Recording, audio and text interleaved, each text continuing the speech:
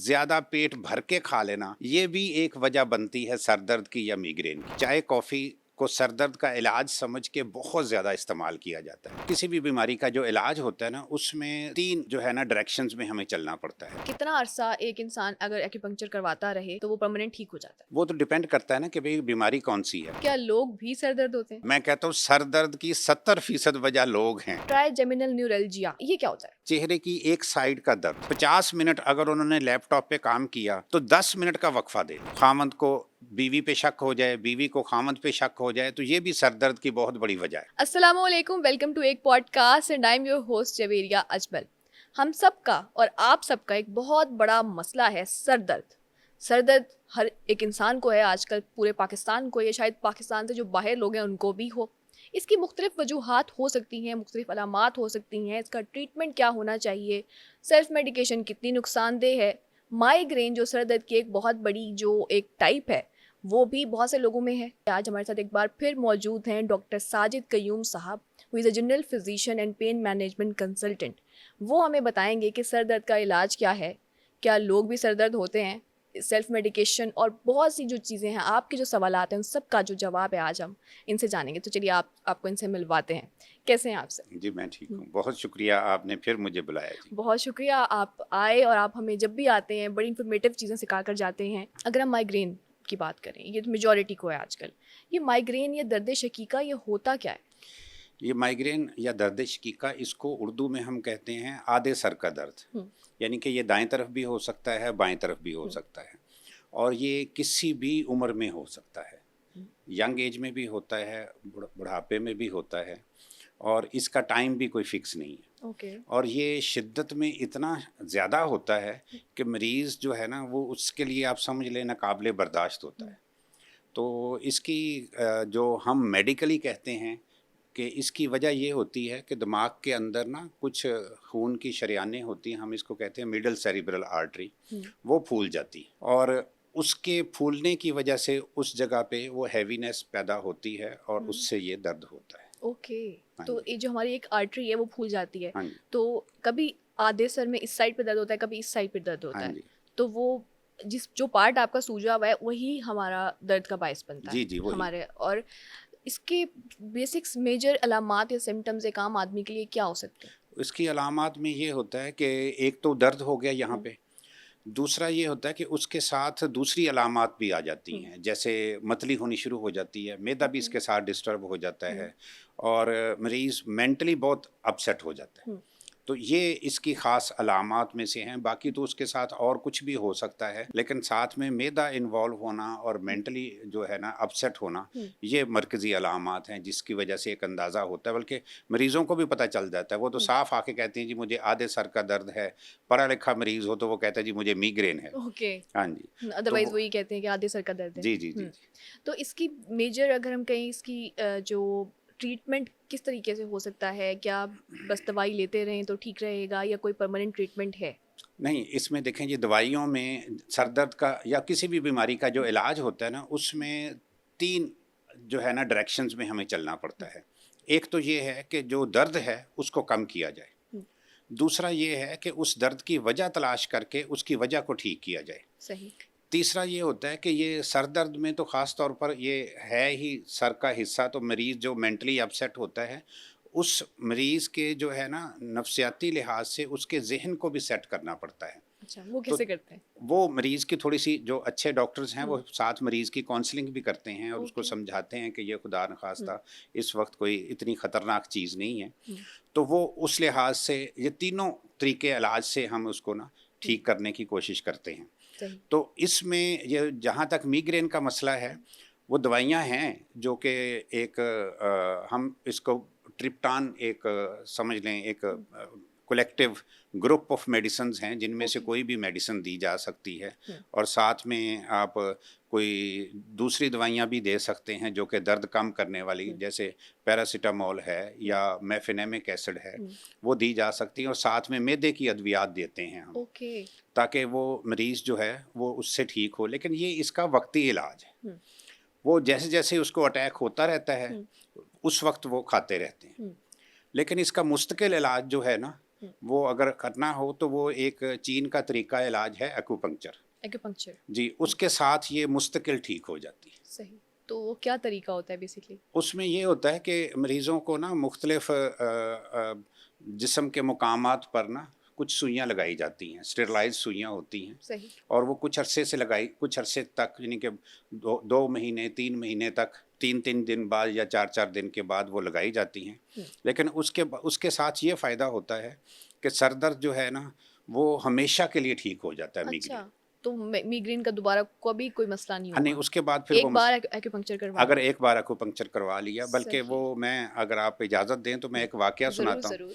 वो ये है कि मैं एक इंटरनेशनल मेडिकल कॉन्फ्रेंस में शिरकत के लिए बाहर जा रहा था। हुँ, तो वो जहाज़ ने जैसे ही फ्लाई किया ना, तो एक लेडी डॉक्टर थी फैसलाबाद की, उनको मिग्रेन की शिकायत रहती थी। ओके। वो जहाज़ ऐसे जैसे ही ऊपर की तरफ गया तो उनको एकदम अटैक हुआ। हुँ, उस अटैक के साथ उन्होंने चीखें मारनी शुरू कर दी। अच्छा। अब आम तौर पर ये होता है कि जब जहाज़ इंक्लाइंड पोजीशन में होता है तो वो एयर होस्टेस या बाकी जो उनका स्टाफ है वो अपनी जगह से नहीं हिलते, सब ने बेल्टें बांधी होती हैं। लेकिन वो उसने इतनी चीखें मारी कि वो एयर होस्टेस उठ के उसके पास आ गई। उसने कहा जी कि मेरे इतनी शदीद दर्द हो रही जिसकी हद नहीं। उसी वक्त उन्होंने अनाउंसमेंट की कि जहाज़ में कोई अगर डॉक्टर है तो काइंडली आ जाएं, पेशेंट की हालत काफ़ी ज़्यादा सीरियस है। मैं उठ के गया, पूछा उनसे, तो फिर मैंने एयर होस्टेस से पूछा तो उसने कहा जी हमारे पास सिर्फ डिस्प्रिन की गोली या एस्प्रो की गोली है। ओके। वो लेडी डॉक्टर कहने लगी जी कि बात ये है कि मुझे तो पहले से ही मैदे में ख़राबी है अच्छा। और इस वक्त मुझे इसकी वजह से मतली भी हो रही है, तो ये तो मेरा मिग्रेन का अटैक है, तो मैंने अगर एस्प्रिन खा ली तो मैं तो और ज़्यादा बीमार हो जाऊंगी। सही। तो या तो पैरासीटामोल होती या कोई और दवाई होती तो मैं खा भी लेती। सही। तो वो बाई चांस मेरे जेब में ना वो पैकेट था सुइयों का, तो मैंने उनसे कहा जी कि अगर आप इजाज़त दें तो मैं आपको सुइयाँ लगा दूं। तो उन्होंने कहा जी मेरी सर दर्द ठीक होनी चाहिए, जैसे मर्ज़ी कर दें। और एक चीज़ मैं आपको और बताऊं, मरीज़ को ना पैथी से कोई गर्ज नहीं होती, चाहे आप उसका ट्रीटमेंट एलोपैथी से करें, चाहे होम्योपैथी से करें, चाहे तिब से करें, या चाहे सिम्पैथी से करें। सही, सही, सही। बल्कि सबसे ज़्यादा मरीज़ को जिस चीज़ की ज़रूरत होती है वो सिम्पैथी की होती सिंपैथी है। होती है। ठीक है ना? मरीज़ कहता है जी मुझे आपकी डिग्रियों से, मुझे किसी चीज़ से कोई गर्ज नहीं बस है, मेरा इलाज कर मेरा दो। इलाज कर दें। तो मैंने उनको ना फिर उस वक्त वो 4 सुइयाँ जो उनकी अलामात के हिसाब से बनती थी, और 10 मिनट के अंदर अंदर उनका सर दर्द जो था ना वो ठीक हो गया। उसके बाद वो जब वापस आई थी तो उन्होंने फिर मुझसे लाहौर आकर वो रब्ता उसका 3 महीने का ट्रीटमेंट पूरा कराया था, तो वो परमानेंटली ठीक हो गई। ओके, तो वो सुइयाँ कौन से पार्ट्स पे लगाई जाती हैं और क्या उनका वो इसका क्या है? हर बीमारी के लिहाज से उसके पॉइंट्स जो है ना वो मुख्तलिफ होते हैं। ओके, तो हाँ वो जी। आप इस तरह से लगा के उसको, और कितना अरसा एक इंसान अगर एक्यूपंक्चर करवाता रहे तो वो परमानेंट ठीक हो जाता है? वो तो डिपेंड करता है ना कि भाई बीमारी कौन सी है। मैं तो अच्छा। सर दर्द का आपको बताया ना कि सर दर्द में ये तकरीबन 3 या 4 महीने उसका सही। इलाज होता है। 3 हफ्ते में 2 दफ़ा हम वो सुइयाँ लगाते हैं अच्छा, अच्छा, और अच्छा। उससे वो परमानेंटली ठीक हो जाता है। इसके अलावा कहते हैं कि जो माइग्रेन है ये जेनेटिक होता है, यानी कि अगर वालिदैन में है या आपके जीन्स में आ रही है ये बीमारी तो आपको भी हो जाएगी। क्या ज़रूरी है कि जेनेटिक हो या किसी और वजह से भी हो सकता है? एक मैं आपको चीज़ बताऊँ, ये जेनेटिक का बहुत ज़्यादा ज़िक्र किया जाता है। जेनेटिक का रोल जो है ना 10% से ज़्यादा नहीं है। अच्छा। उसमें आपके लाइफ़स्टाइल का बहुत ज़्यादा रोल है। इसमें देखें अब हमारे यहाँ होता क्या है, जैसे लोग जो हैं शायद हमने पहले भी एक प्रोग्राम किया था जिसमें लाइफ़स्टाइल का ज़िक्र था। यस। हमारे यहाँ सबसे बड़ी ख़राबी ये है कि लोगों का लाइफ़स्टाइल ठीक नहीं है। वो अपनी डाइट को ये सोच के नहीं खाते कि जी मेरी सेहत के ऊपर इस खाने का क्या असर होगा। वो ये सोच के खाते हैं कि जी इसका जायका कैसा है। और ये जो मैं आपको चीज़ बताऊँ, ओवर ईटिंग, ज़्यादा पेट भर के खा लेना और बल्कि यहाँ तक खा लेना, ये भी एक वजह बनती है सर दर्द की या मिग्रेन की। अच्छा। तो इसलिए जो इस्लाम का तरीका है ना कि मैदे के आप 3 हिस्से करो, एक ठोस, एक लिक्विड और एक हिस्सा खाली हवा के। छोड़ो। तो थोड़ी सी भूख रख के अगर छोड़ दिया जाए तो ये सर दर्द का बहुत अच्छा इलाज है। तो आप खुद भी इसका इलाज कर सकते हैं, यानी कि एक इंसान अगर उसको माइग्रेन है तो उसको अपने खाने के ऊपर भी तवज्जो देनी चाहिए। जी, जी, खाने के ऊपर मैदे के तवज्जो देनी आपने चाहिए। इससे पहले बात की, तो मैदे का और सर का क्या ताल्लुक है कि मैदा अगर डिस्टर्ब है तो सर डिस्टर्ब होता है, या सर डिस्टर्ब है तो ही मैदा डिस्टर्ब होता है? इनका क्या आपने कनेक्शन? शायद लेडीज से सुना होगा, हमारी जो लेडीज हैं हम्म। जिनको सर दर्द की शिकायत होती है तो वो कहती जी गैस मेरे सिर नू चढ़ गई। अक्सर ऐसा होता है। तो वो क्या होता है कि इससे अब जी देखे ना, एक सबूत भी आ गया हम्म। कि वो जो गैस है या मैदे की जो डिस्टर्बेंस है या हम्म। इनडाइजेशन जिसको हम अपनी ज़ुबान में कहते हैं, और फ्लैचुलेंस जो होती है, उसके असरात कई लोगों को, वो बल्कि यहाँ तक कई लोग कहते हैं जी मेरे दिल को चढ़ गई। यस। और यहाँ तक देखा गया है हम्म।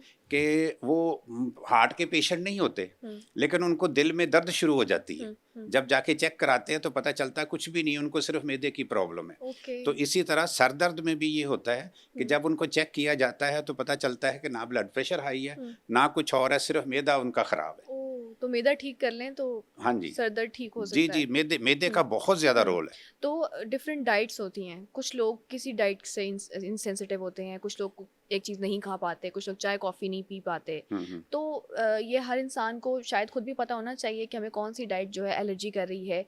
क्या जो चाय कॉफ़ी, हाँ मैं जी। बेसिकली उसकी बात करूंगी, क्या चाय कॉफ़ी सर दर्द का या माइग्रेन का अच्छा इलाज है? अच्छा, ये ना देखें, जो सर दर्द का जो इलाज है ना, उसमें आप नोट करें कि हमारे चाय कॉफ़ी को सर दर्द का इलाज समझ के बहुत ज़्यादा इस्तेमाल किया जाता है। हम्म। लेकिन अगर कोई शख्स चाय कॉफ़ी ही ज़्यादा इस्तेमाल करना शुरू कर दे हम्म। तो वो भी सर दर्द पैदा कर सकती है। अच्छा। हाँ, क्योंकि ओवर ईटिंग किसी चीज़ की भी गलत है। ओवर एक शख्स, कंजम्पशन नहीं करना। आपने देखें दिन में 2 कप पी लें, 3 कप पी लें। एक शख्स अगर वो दिन में 8-10 कप चाय कॉफ़ी के पीता है और फिर कहता है जी मेरी सर दर्द हो रही है, अच्छा। तो वो लाज़मी बात है कि उसमें चाय कॉफ़ी का रोल है। अच्छा, बहुत सारे लोग कहते हैं कि सर दर्द है तो चाय पी ली, अब हम ठीक हो गए हैं। हाँ, बल्कि मैं आपको चीज़ बताऊँ कि जितनी भी चीज़ें ऐसी हैं ना, जिनको हम कहते हैं स्टिमुलेट करती हैं, ओके। तो वो सारी स्टिमुलेट करने वाली चीज़ें जो है ना, वो सर दर्द पैदा कर सकती इसमें हैं। एनर्जी ड्रिंक्स भी आ जाती हैं? इसमें एनर्जी ड्रिंक्स भी आ जाती हैं, ओके। इसमें तेज़ मिर्च मसाला भी आ जाता है, इसमें ओके। नमक ज़्यादा होना ये भी आ जाता है, क्योंकि इन चीज़ों के और भी असरात हैं। जैसे ये सारी चीज़ें ब्लड प्रेशर हाई करती हैं, ओके। तो ब्लड प्रेशर हाई भी बहुत बड़ी वजह है सर दर्द की। सर दर्द की। तो ज़रूरी नहीं है कि वो माइग्रेन की ही वजह हाँ हो, जी, वो डिफरेंट और भी किस्म के सर दर्द हो सकते हैं जी जी, जो मैदे से भी रिलेटेड होते हाँ हैं। जी। अच्छा, जैसे हमने बात की, अक्सर लोगों को अगर सर में दर्द हो रहा होता है तो वो ये समझते हैं कि मुझे माइग्रेन है, ये माइग्रेन ही होगा। सर दर्द की और कितनी किस्में हो सकती हैं? सर दर्द की काफ़ी किस्में आप देखें, ये इसको आप तसव्वुर करें कि अगर किसी को सामने सर दर्द हो रहा है, ओके। तो सामने सर दर्द अगर हो रहा है तो उसकी बहुत बड़ी वजह, पहले हम देखते हैं आँखों में क्या क्या ऐसी चीज़ें हैं जो कि सर दर्द कर सकती हैं। एक शख्स है जिसकी नज़र कमज़ोर है लेकिन वो ऐनक नहीं पहन रहा। एक शख्स है जिसका ऐनक का नंबर है, फॉर एग्जांपल 1 नंबर है, वो ऐनक पहनता है लेकिन वो ऐनक पहनने से मुसलसल वक्त गुजरने के बाद उसका नंबर चेंज हो जाता है। सही। और वो नंबर चेंज नहीं कराता, वो भी सर दर्द पैदा कर सकता है। फिर मोतिया, स्पेशली काला मोतिया, सही। ये सर दर्द पैदा करता है। बल्कि वो, मैं आपको एक चीज़ बताऊं, एक शायर हैं तो वो उनको काला मोतिया हो गया, और काला मोतिया बड़ी शदीद सर दर्द पैदा करता है, फ्रंट पे आइज़ के ऊपर वाले इस हिस्से में सर दर्द शुरू हो जाती है। तो वो, उन्होंने, डॉक्टर ने पूछा जी कि क्या हाल है आपका? कहने लगे डॉक्टर साहब क्या करूं, कभी कभी हमारी ज़िंदगी की मांगी हुई दुआएं भी आपके आगे आ जाती हैं। अच्छा। उन्होंने कहा जी, शेर बोला कि मैंने फूलों की तमन्ना की थी, मेरी आंखों में मोतिया उतर आया। तमन्ना किसी तरह से पूरी हाँ, हुई। उनकी देखें ख्वाहिश पूरी हो गई, लेकिन किस तरह ख्वाहिश पूरी हुई? तो ये एक और क्लस्टर हेडेक होती है, वो भी आंखों के इर्द गिर्द की पेन को कहते हैं। तो ये फ्रंट वाली में आंखों की बीमारियों का बड़ा रोल है। ओके। उसके अलावा फ्रंट में आप देखें, ये जो गालों वाली जगह है, इसमें एक पीछे रेशा पड़ जाता है, कुछ साइनसेस खाली जगह होती हैं, तो उसको हम कहते हैं मैक्सिलरी साइनोसाइटिस। फिर ये माथे वाली जगह पे भी कुछ साइनसेस होते हैं, उनको हम कहते हैं फ्रंटल साइनोसाइटिस।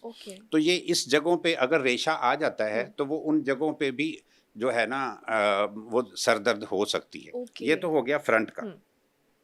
अगर साइड का है, कान का आपके कोई मसला है, ज़्यादा मैल, कान के अंदर इन्फेक्शन, या कान का ये एक मेस्टाइड का एरिया होता है इस जगह में, ये सारी जगह जो है ना, ये साइड पे आपके पेन कर सकती हैं। सही। और अक्सर लोग जो है ना, वो कान की दर्द को समझते हैं कि शायद मुझे मीग्रेन है, क्योंकि मीग्रेन भी इसी हिस्से में हो रही है। तो ये इसके बाद आप अगर पीछे का देखें तो पीछे के हिस्से में देखें गर्दन जो है इसके मोहरों की कोई शिकायत होगी सही। तो वो भी पीछे वाले हिस्से में सर दर्द कर सकती है। फिर हाई ब्लड प्रेशर वो पूरे सर में दर्द कर सकती है। सही। फिर अगर कई लोग जो परवाह नहीं करते, कई दफ़ा ब्रेन ट्यूमर होता है, सर दर्द की वो तशखीस भी नहीं करवाते, तो वो ब्रेन ट्यूमर भी सर में हैवीनेस भी करेगा और दर्द भी करेगा। फिर जो सबसे बड़ी सर दर्द की वजह वो है टेंशन या डिप्रेशन। हाँ, जो टेंशन की दर्द होती है ना वो एक बैंड टाइप होती है, जैसे एक किसी ने यहाँ पे कोई ऐसे जकड़ के रख दिया है, तो वो टेंशन की। सही। तो ये भी एक वजह हो सकती है। तो ये सर दर्द की काफ़ी वजूहात हैं, उसके एरिए के हिसाब से होता है। फिर ताज़ा दर्द, पुरानी सर दर्द, किसी चोट की वजह से भी सर दर्द हो सकती है। तो अगर एक इंसान मुसलसल सर दर्द फील कर रहा है, हाँ जी, हम खुद से समझ लेते हैं कि चलो मुझे माइग्रेन होगा, उस वक्त उसका पहला स्टेप क्या होना चाहिए? फ़ौरन से जाके वो डॉक्टर को दिखाए या खुद से तशख़ीस करने की कोशिश करे कि मुझे आँखों की वजह से है या कानों की वजह से है? हमारे यहाँ जैसे एक बात बहुत मशहूर है कि पाकिस्तान की जितनी आबादी है ना, जो बालग आबादी है, उतने ही हमारे यहाँ डॉक्टर हैं। तो वो लोग करते क्या हैं कि वो डॉक्टर के पास जाने की बजाय वो क्या करते हैं कि वो खुद ही दवाई खाना शुरू कर देते हैं, जिसको हम कहते हैं सेल्फ मेडिकेशन। अब सेल्फ मेडिकेशन में क्या होगा, आपने सर दर्द तो ठीक कर लिया, लेकिन आपने उसकी वजह ठीक नहीं की। तो जब तक उसकी वजह ठीक ना हो तो वो मुस्तकिल तो ठीक नहीं होगा। अब ये है कि आपने वो सेल्फ मेडिकेशन करते करते दूसरा नुकसान क्या होगा कि अंदर वो मर्ज़ बढ़ता जाएगा। सही। जैसे मैं आपको बताता हूँ, मेरे दोस्त हैं, मैं नाम लेना नहीं चाहता उनका। उनकी बेटी जो है, यंग बेटी, उनकी 25-26 साल उम्र थी, तो उसके सर दर्द शुरू हो गया। अब वो बच्ची क्या करती थी कि वो गोलियां खा ली, कभी कोई गोली खा ली सर दर्द की, कभी कोई गोली खा ली, इस तरह गुजारा करती गई। और वो तालीम उसकी मुकम्मल हो गई, उसके घर वालों ने भी इतनी परवाह नहीं की। अब क्या हुआ कि वो जब फारग हो गई अपनी तालीम से, तो उसके जनाब शादी के दिन रख दिए। कोई 2 महीने रहते थे उसकी शादी में। सही। तो सर दर्द एक दिन बहुत शदीद हुआ। फिर वो लेके गए कि जनाब इसकी तशख़ीस की जाए। तो मैंने भी उसे कहा कि यार तशख़ीस कर लो कि आखिर बच्ची की सर दर्द ठीक नहीं हो रही, तो क्या वजह है। जब उनके ब्रेन का MRI कराया गया तो पता चला कि ब्रेन में ट्यूमर है। अब वो बच्ची जिसकी शादी होनी थी, सिर्फ डिले करने की वजह से, तशख़ीस उसकी वजह तलाश ना करने की वजह से, उसको मामूली समझने की वजह से, वो बच्ची का जनाब ब्रेन ट्यूमर हुआ, उसका ऑपरेशन भी हुआ, सारा कुछ हुआ, लेकिन वो बच्ची अपनी ज़िंदगी हार गई, वो फौत हो गई। तो ये है कि मैं यही कहता हूँ कि सर दर्द को ना लाइट नहीं लेना। हाँ, लाइट नहीं लेना चाहिए। अगर आपको बार बार हो रहा है तो उसको सही तरह उसकी तशख़ीस करा लें कि उसकी वजह क्या है। फ़ौरन से डॉक्टर के पास जाएँ हाँ, डॉक्टर के पास जाएं, खुद इलाज ना करें, डॉक्टर से इलाज करवा लें। सेल्फ मेडिकेशन ना सेल्फ करें। मेडिकेशन जैसे जो हमारा एक कॉमन एक तरीका कार है, इवन शायद मैं भी, कि सर दर्द हुआ जी, दवाई उठाई, 2 गोलियां निकाली, खा ली कि चलो ठीक हो जाएगा। अक्सर लोग यही कर रहे अक्सर होते लोग हैं, यही तो करते ये हैं। नहीं करना चाहिए। ये नहीं करना चाहिए, सही बात है। अच्छा, दवाई का आपने बता दिया, दवाई के अलावा भी कोई तरीका है सर दर्द को ठीक करने का कि दवा ना हो, वैसे ही ठीक हो जाए? दवा के अलावा देखें जी, जो हमारे यहाँ होता है, हमारे यहाँ होता है, स्पेशली लेडीज़ में ये चीज़ ज़्यादा की जाती है कि वो ना सर पे कपड़ा बांध लेती है, और या कोई और चीज़, अक्सर उन्होंने दुपट्टा बांधा होता है, और वो उसके बाद ये है कि वो अपनी मर्ज़ी से गोलियां खा ली, और लाइट बंद करके तो वो सोफ़े पे या बिस्तर पे लेट गई, और बस उसके बाद ये है कि जैसे ही वो उनके हस्बैंड आए तो वो बजाय ये कि उनके साथ ये बात करे कि भाई इसका कोई इलाज किया जाए, वो उसके साथ लड़ाई शुरू कर देती हैं, उससे सर दर्द और बढ़ जाती है। हस्बैंड को भी हो जाता हो? हस्बैंड को भी हो जाता है उसके साथ। ओके। तो ये हमारे यहाँ बड़ा कॉमन तरीका किया जाता है। उसके अलावा वैसे बगैर दवाई के मैं समझता हूँ कि पहली बात तो ये है कि हर वो चीज़ जो आपको स्टिमुलेट करती है, जैसे मैंने आपको पहले आपने जिक्र किया कि कॉफ़ी, चाय और ये जो है तेज़ मिर्च मसाला, ओवर ईटिंग ख़ास तौर पर, ये सारी चीज़ों से अगर आप परहेज़ करें, और दूसरा ये है कि अपने आप को आप कोशिश करें कि जितना ज़्यादा रिलैक्स कर सकते हैं वो बड़ा फ़ायदेमंद रहेगा। अपने आप को रिलैक्स करना सीखें, अपनी रूटीन में एक ये है कि हर बंदे को अल्लाह ताला ने कोई ना कोई नेमत दी है, बेशक। अल्लाह का शुक्र अदा करना सीखें, और उसके बाद आपका ज़हन जूं-जूं रिलैक्स होगा, आपकी सर दर्द भी कम होगी। रिलैक्स होने की बात की, टेंशन की बात की, जो बड़ी वजह है सर दर्द की, टेंशन की एक बड़ी वजह आसपास के लोग होते हैं। हाँ तो जी। क्या लोग भी सर दर्द होते हैं? जी, बहुत बड़ी वजह, मैं कहता हूँ सर दर्द की 70% वजह लोग हैं। तो क्या दूरी इख्तियार कर लेना अच्छा ऑप्शन है? नहीं, दूरी इख्तियार करना अच्छा ऑप्शन नहीं है, उसका कोई ना कोई सॉल्यूशन ढूँढना चाहिए। उसमें सही। फिर वही बात है कि अपने आप को अंडरस्टैंड करें और दूसरे को अंडरस्टैंड करें, अच्छा। और उसके बाद कोई दरमियानी रास्ता, दरमियानी क्योंकि जो रास्ता दूरी निकालना। है ना, वो ख़ास तौर पर कुछ ऐसे लोग होते हैं जिनसे आप दूर हो नहीं सकते। उनके साथ आपके कुछ रिश्ते होते हैं, कुछ उनके साथ आपकी इमोशनल अटैचमेंट। इमोशनल अटैचमेंट होती है, तो वो दूरी जो है ना, वो फिर कई दफ़ा ताल्लुकात को ख़राब कर देती है। सर हमने इसमें टाइप्स की बात की, trigeminal neuralgia, may be it's a term, ये क्या होता है? ट्राइजेमिनल न्यूरल्जिया होता है, ये चेहरे की एक साइड का दर्द। उसमें ये होता है कि दिमाग के अंदर से एक ब्रेन की नर्व होती है, ट्राइजेमिनल नर्व। ओके। वो ये कान के पीछे से निकलकर पूरे फेस पे आती है, आंखों की तरफ भी, जबड़े की तरफ भी जाती है। तो वो जहाँ जहाँ उस नर्व की सप्लाई है, उन सारे हिस्से में ये होता है कि वो शदीद सर दर्द होती, सही। और वो इतनी शदीद सर दर्द होती कि मरीज़ कहता है कि चाहे मेरी ना ये इस हिस्सा पूरा आप खरोच के सारा ये हिस्सा उतार दें, लेकिन मुझे इससे निजात दिला दें। सही। एक मैंने बहुत बैनुल अक़वामी शोहरत याफ्ता एक एक्टर हैं, नाम लेना मुनासिब नहीं, उनका मैंने सुना था कि वो उनको अमेरिका में इसी तरह ट्राइजेमिनल न्यूरल्जिया का अटैक हुआ। अब उन्होंने क्या किया कि वो अमेरिकन जो हॉस्पिटल में गए, और उन्होंने कहा जी इसका अब कुछ इलाज करें, लेकिन मुझसे बर्दाश्त नहीं हो रही। सही। और ये उन्होंने कहा जी पहले भी अटैक हुआ, उन्होंने कहा जी हाँ पहले भी अटैक हुए। तो उन्होंने फिर ये किया कि उनका ना वो नर्व ही काट दी। ओके। अच्छा, अब नर्व काटने से क्या नुकसान हुआ? नर्व काटने से नुकसान ये हुआ कि उनकी ये जो एक साइड की सेंसेशन है ना, वो मुकम्मल ख़त्म हो गई। सही। चाहे उनको एक साइड पे आप थप्पड़ मार दें, सुई चबो दें, उनको महसूस नहीं मतलब होगा। एक्टिंग करना ज़्यादा आसान हो गया होगा। हाँ, एक्टिंग करना ज़्यादा आसान हो गया, ये सही ओके। बात। तो ये है, लेकिन इसका ट्राइजेमिनल न्यूरल्जिया का ट्रीटमेंट है। वो है ट्रिगर पॉइंट थेरेपी। मेरे पास पेशेंट्स हैं जिनका मैं वो करता हूँ, तो वो ट्रिगर पॉइंट थेरेपी के ज़रिए लोकल पॉइंट्स जो उनके टेंडर पॉइंट्स होते हैं, वहाँ पे लोकल इंजेक्शंस लगाए जाते हैं, मेडिकेशन दी जाती है, तो ये 5-6 महीने में ये परमानेंटली ठीक हो जाती है। ओके, तो आपको वेन काटने की ज़रूरत नहीं नहीं, है? नर्व काटने की ज़रूरत नहीं अच्छा, होती। इसके आपको क्या लगता है कि ट्राइजेमिनल न्यूरल्जिया या डिफरेंट टाइप्स की हमने बात की, माइग्रेन की बात की, किस जो टाइप के जो सर दर्द के लोग ज़्यादा आपके पास आते हैं आजकल पाकिस्तान में? सबसे ज़्यादा प्रिवेलिंग कौन सी इस तरह की टाइप है? पाकिस्तान में तो सबसे ज़्यादा टेंशन हेडेक है। अच्छा। तो वो जो टेंशन हेडेक के है ना, मैं आपको एक चीज़ बताऊँ, ये जो टेंशन हेडेक के मरीज़ होते हैं ना, इनमें सबसे ज़्यादा इलाज, समझ ले 70% इलाज जो है ना, उनके अपने पास होता है। ओके। और हमारे जो कई लोग हैं, वो टेंशन खुद बजाते खुद भी टेंशन होते हैं। उनकी अपनी आदत ऐसी होती हैं, अपनी लाइफस्टाइल ऐसा होता है कि वो उनको अपनी सेहत का भी एहसास नहीं होता, पुअर लाइफस्टाइल होता है। तो वो जैसे वो एक मुनीर नियाज़ी का शेर है कि आदत सी बना ली है तुमने तो मुनीर अपनी, जिस हाल में भी रहना उकताए हुए रहना। तो जब इस तरह का मिजाज लेकर आप चलेंगे सोसाइटी में, तो आपके अपने भी सर दर्द होगा, आप दूसरों में भी सर दर्द करेंगे। बिल्कुल ऐसे ही।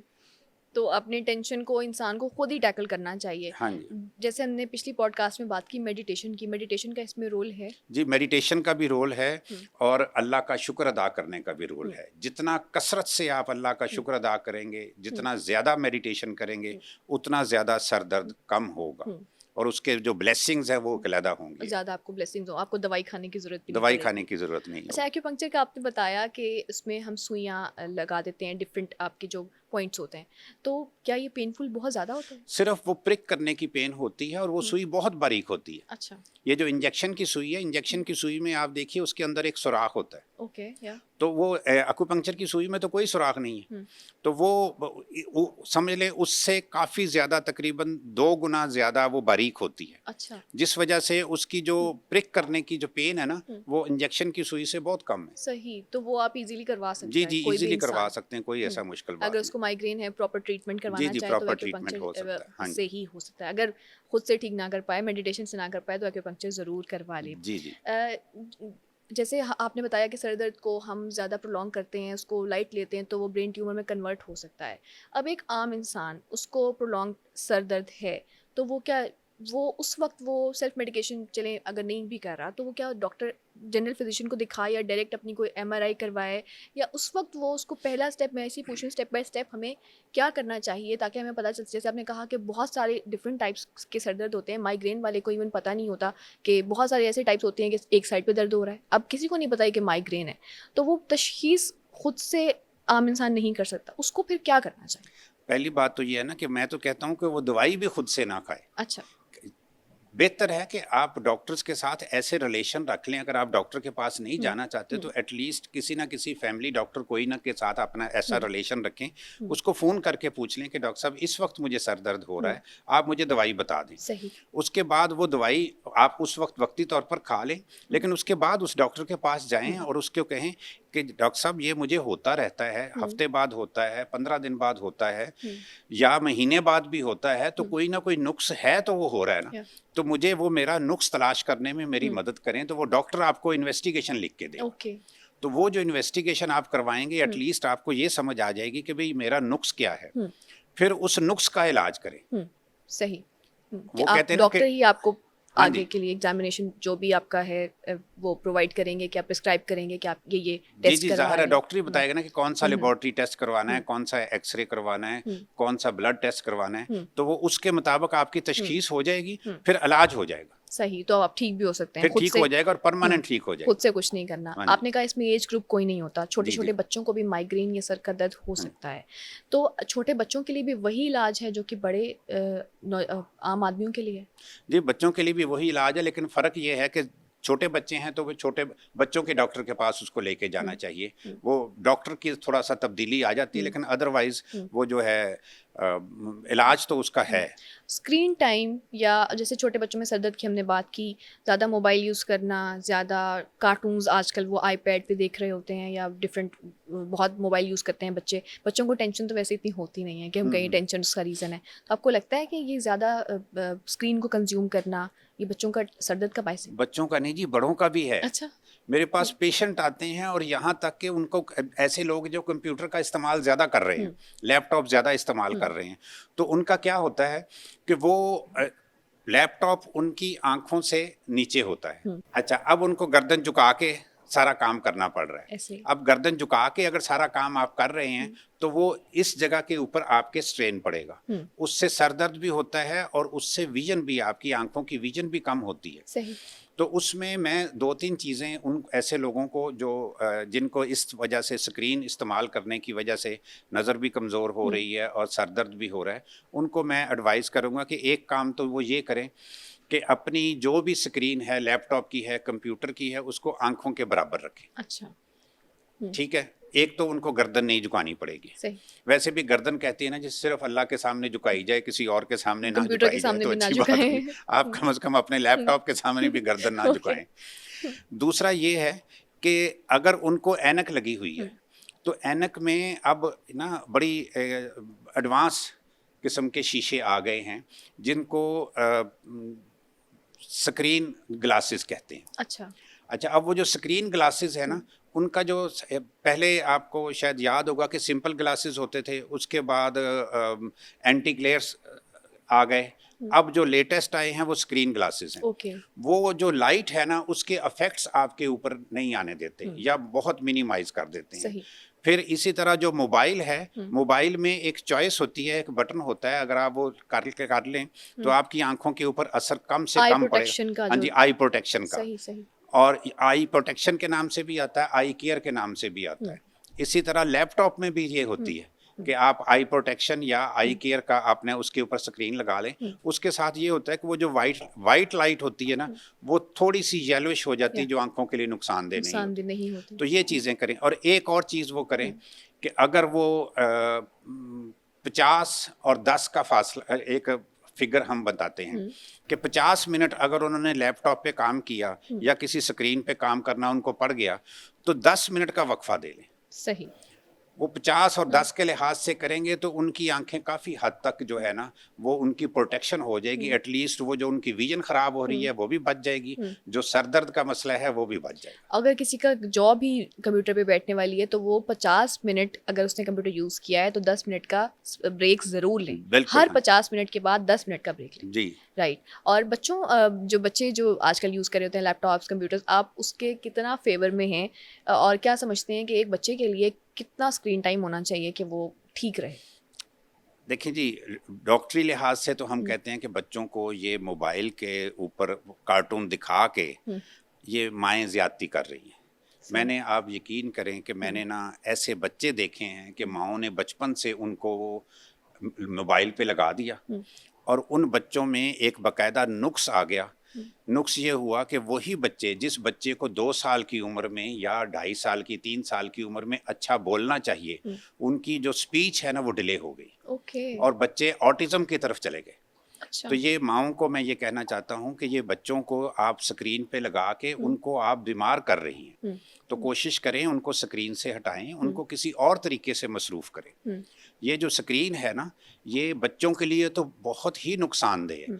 फिर ये है कि ना सिर्फ वो उनके दिमाग के ऊपर असर कर रही है, बल्कि उनकी आँखों को भी कमज़ोर करेगी। ऐसा ही है। तो मैं तो यही कहूँगा जी कि बच्चों को स्क्रीन से दूर ही रखें, जितना हो सके दूर जितना रखें। हो सके आप दूर रखें। ओके, तो वो आपने बताया कि ऑटिज्म की तरफ चले गए, यानी कि एक बच्चे को by birth autism mental issue कोई नहीं है, लेकिन वो स्क्रीन टाइम की वजह से। स्क्रीन टाइम की वजह से ऑटिज्म की तरफ, ओके। वो बच्चों का बोलना, वो बच्चा, यानी कि मैं एक ऐसे बच्चे को जानता हूँ जिसकी उम्र 4 साल हो गई, लेकिन ये है कि वो अभी तक वो अपने 4 साल का बच्चा ठीक ठाक फ्लुएंटली बोलता है, लेकिन वो नहीं बोल सका और उसका बकायदा उन्होंने सारा जाके हॉस्पिटल से बकायदा चिल्ड्रन स्पेशलिस्ट से करवाया।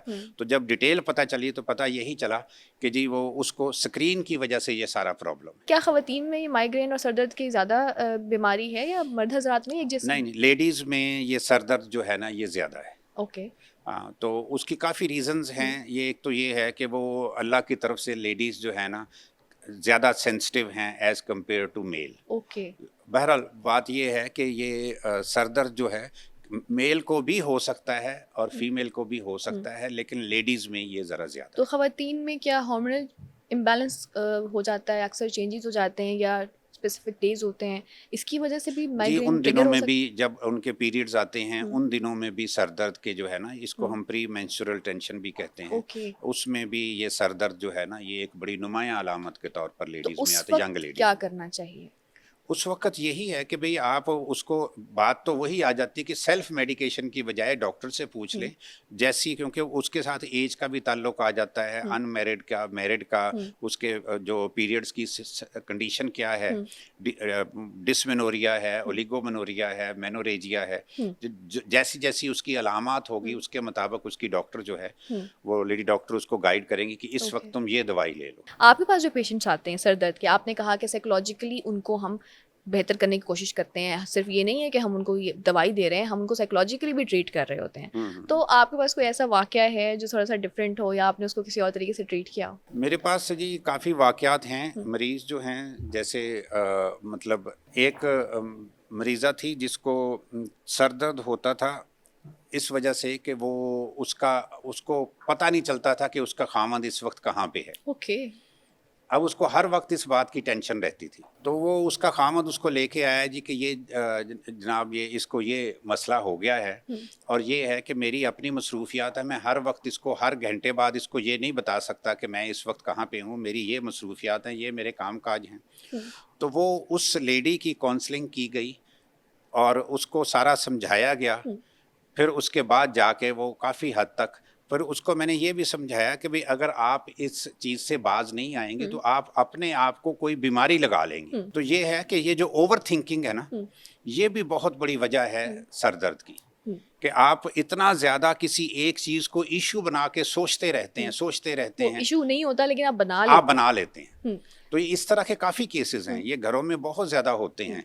खामद को बीवी पे शक हो जाए, बीवी को खामद पे शक हो जाए, तो ये भी सर दर्द की बहुत बड़ी वजह है। और जैसे आपने बताया कि खातून को पता नहीं उनके हस्बैंड कहाँ है, ये तो मेजॉरिटी खवातीन का इशू है इस हाँ, वक्त। लेकिन ये है कि अगर वो नहीं करेंगी तो बजाय ये कि वो जो शक है वो बीमारी बन जाएगी। कुछ लोग होते हैं फॉर इंस्टेंस जैसे कि एक ट्रॉमा गुजरा है कि इंसान के ऊपर, खुदा ना ख्वास्ता किसी के साथ एक ख़ास डेट पर, एक ख़ास मोमेंट पर किसी बहुत अजीज़ की डेथ हो गई, कोई ऐसा ट्रॉमा जिसने उसको ट्रिगर बहुत ज़्यादा शेक कर दिया एक इंसान को, जब जब वो डेट दोबारा से आती है, जब जब वो मोमेंट दोबारा आता है, जब जब ऐसे अगर शाम का टाइम है तो शाम का वक्त दोबारा आता है, तो उसको ट्रिगर होना शुरू हो जाता है वो इंसान, उसको सर में भी दर्द फील होती है और उसको लगता है कि वो सारी इमोशंस वापस आ रही हैं। ये मैंने अक्सर लोगों में सुना है। तो क्या आप समझते हैं कि ऐसा वाकई में होता है कि सर दर्द की ये भी अलामत है? जी जी, ये जो हाइपर सेंसिटिव, बहुत ज़्यादा सेंसिटिव लोग होते हैं, उनमें ये चीज़ होती है, और इनको बाकायदा जो है ना, इसका ट्रीटमेंट जो है ना दवाइयों में नहीं है, इसका ट्रीटमेंट साइकोलॉजिकल है। और साइकोलॉजिकल ट्रीटमेंट में 2 तरीका इलाज हैं जो कि इसमें अफेक्टिव होते हैं,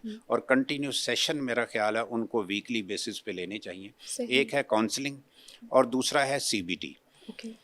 काउंसलिंग में ये होता है कि मरीज़ को हम समझाते हैं और उसको थोड़ा सा हकायक से आगाह करते हैं कि भाई हकीकत वो नहीं है जो तुमने अपने जहन में एक तसव्वुर कर लिया हुआ है। दूसरा CBT होता है, जिस CBT का मतलब बनता है कॉग्निटिव बिहेवियरल थेरेपी। कॉग्निटिव का मतलब होता है ख्याल, बिहेवियर का मतलब है एक आपका जो सलूक है या आपका जो एक्शन है, और थेरेपी का मतलब इलाज। तो उसमें ये होता है कि वो मरीज का जो है ना, वो मरीज से हम उगलवाते हैं कि भाई तुम्हारा क्या ख्याल है, ये बीमारी क्या है, और तुम्हारे ख्याल में ये जो है ये इसका क्या इलाज हो सकता है। वो हर चीज़ मरीज से कहलवाई जाती है। इसमें हम ना मरीज को विजडम देते हैं। मरीज को जब विजडम मिलती है ना, तो वो खुद ब खुद तलाश करता है। तो वो उससे हम इतना कहलवा लेते हैं कि आखिरकार ये मुख्तलिफ सेशंस के दौरान कि वो खुद सोचने लग जाता है और ख़ुद बोलने लग जाता है कि जी ये जो चीज़ है इसका हकीकत से कोई ताल्लुक़ नहीं है, ये जो है असल में मेरी सोच की ही पैदावार है। सही। तो ये CBT जो इलाज है ये बड़ा अफेक्टिव इलाज है। तो इसके ज़रिए जो है ना जितने भी नफ्सियाती मसाइल हैं, और ये ख़ास तौर पर ये जो आपने हाइपर सेंसिटिविटी वाली बात की, ये मसले भी हल हो जाते हैं। लेकिन उसमें ये होता है कि कई लोग जो है ना डिनाइल फेज में होते हैं, वो मानते ही नहीं इस बात ऐसा कुछ हुआ। हाँ, पहली बात तो ये है कि ये डिनाइल फेज आपने अपना ठीक करना होता है। पहले तो उसको आप एक्सेप्ट करें कि मुझे ये इशू है, और उसके बाद डॉक्टर के पास आप जाएं ताकि वो आपका फिर साइकोथेरेपी प्लस CBT के जरिए एक रेगुलर ट्रीटमेंट कर सके। यानी कि अगर किसी को ट्रॉमा है तो वो इन तरीकों से बेहतर हो सकता है। जी जी, बेहतर नहीं, परमानेंटली ठीक हो सकता है। कुछ लोगों को ऐसे इस तरह की चीज़ों के दौरान एंटी डिप्रेसेंट्स दिए जाते हैं, रिलैक्स करने की दवाइयाँ दी जाती हैं, कुछ ऐसी दवाई दी जाती है जिससे आपको नींद आ जाती है फ़ौरन से। तो ये इफ़ेक्टिव हैं? ये इफ़ेक्टिव हैं, लेकिन ये टेम्पररी ट्रीटमेंट है। देखिए ना, जैसे हमने पहले बात की कि जी आपने अलामात को ठीक किया, लेकिन नुक्स तो अंदर रह गया। नुक्स को ठीक करने के लिए उस मरीज़ को CBT और साइकोथेरेपी बहुत ज़रूरी है। वक्ती इलाज भी करें, लेकिन उसके साथ साथ अगर आप CBT और काउंसलिंग नहीं करते तो वो इलाज मुकम्मल नहीं होता, उसकी वजह ठीक नहीं होती। सही। और इनकी आदत भी लग जाती है कि अगर आपको एक ख़ास फेज़ में नींद नहीं आ रही और आप लेते हैं इस तरह की दवाई, और उसके बाद आपको उनकी आदत लग जाती है, उसके बगैर आपको नींद ही नहीं आती। हाँ जी। तो ये एक ख़ास स्पेसिफिक अमाउंट में लेनी चाहिए, या आप कहते हैं कि लेनी ही नहीं चाहिए कि इंसान नहीं, वक्ती तौर पर देखें जी, अगर आपको एक एमरजेंसी है तो एमरजेंसी में तो हर चीज़ जायज़ है। सही। लेकिन ये है कि उसको परमानेंट बेसिस पे उसकी बजाय, जैसे मैंने पहले बात की कि उसकी वजह का ट्रीटमेंट कर ले, तो उसकी वजह का ट्रीटमेंट हो जाएगा तो आपको किसी चीज़ की ज़रूरत नहीं। वक्ती तौर पर ले सकते हैं, लेकिन इसको एक आदत नहीं बनाना चाहिए और उसको मुस्तकिल नहीं करना चाहिए। अच्छा, ये भी कहा जाता है कि जो एंटी डिप्रेसेंट्स होती हैं, इस तरह की दवाइयाँ होती हैं, इनका दिमाग पे काफ़ी नेगेटिव इम्पैक्ट है कि आप मेमोरी लॉस की तरफ चले जाते हैं। मेमोरी लॉस ऐसा है? बिल्कुल है।